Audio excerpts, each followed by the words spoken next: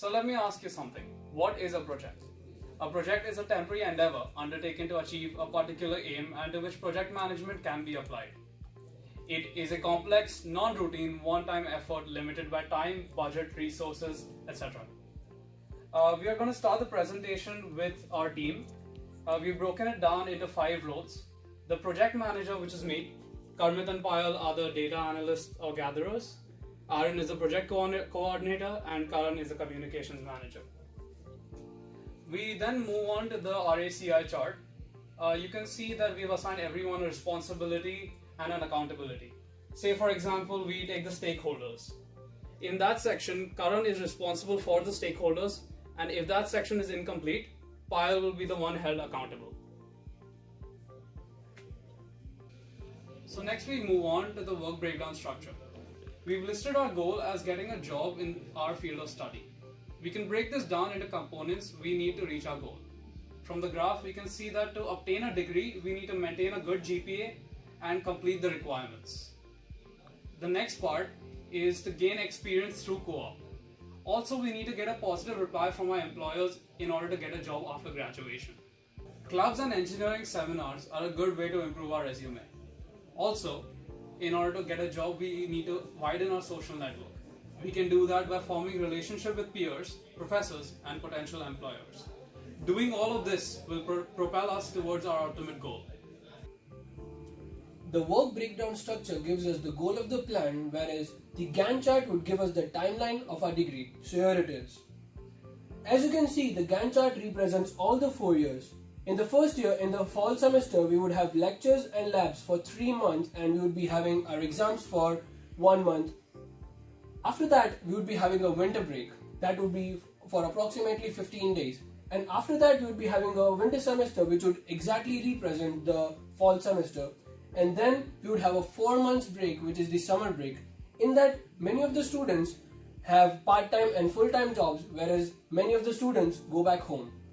The next 3 years would be approximately the same, with minor changes in fall and winter semesters, but the summer semester would have a great change. As you can see, in the summer term of year 2 and year 3, students would be hunting for co-op and internship so that they can gain professional work experience in the industries out there. At the end of the 4th year, people will be officially hunting for the jobs, and in September 2021, we will be getting our degree. Here is the work packet description of our project. We have clearly stated the total amount of hours needed to complete this project. We have further divided them into sections depending on positions. Our inputs include initial goal, collective ideas, and on and off-campus stakeholders who have common interest in our goal. As you can see, our outputs range from experience to financial gains, as well as increase in social network, and of course, our main goal, getting a job in the engineering field. Just like timeline, even the financial analysis is one of the most important aspects for having a successful project. Here we have a table showing the estimated expenses for the domestic and international students. The most evident difference you could see here easily is the full-time tuition cost. For international students, it's around $34,000 and $14,000 for domestic students. And as we go down, the average estimated cost of living for 4 years for domestic students is around $94,000, and for international students it's way much more. Here we have the pie chart showing the expenses of domestic students, and here we have the pie chart showing expenses of international students. We see that the major cost is for the full-time tuition payment.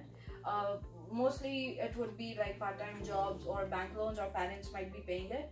So that makes parents one of the major stakeholders. So the 3 major stakeholders for us are parents, us, and the university. If any of those stakeholders would have backed off, it would have given rise to risk. And here we have the risk analysis matrix. We see that getting co-op in a separate country is a low risk, as we have many considerable options available here. Being international students and not being able to get work permit will just delay the process, but we can apply again for the permit, hence it's a medium risk. The strike affected us the most even without being involved, and it might have even affected us more if we were in our last semester, hence being a high level risk. So in our earlier Gantt chart, we created an ideal situation to complete our goal. But what if nothing goes as planned? What if one of our key stakeholders stop backing us? At that point, we need alternate routes or trade studies. Well, here we have created 4 feasible trade studies, namely transferring to another university, getting into extensive co-op, taking 1-year break, or even fast-tracking your studies by taking summer courses. So looking back at our plan definition, initiation and application, do you think that this is considered a project? Well, I would say yes, because this plan is time consuming, is complex and takes into account human as well as financial resources. So this rightly fits into the project definition.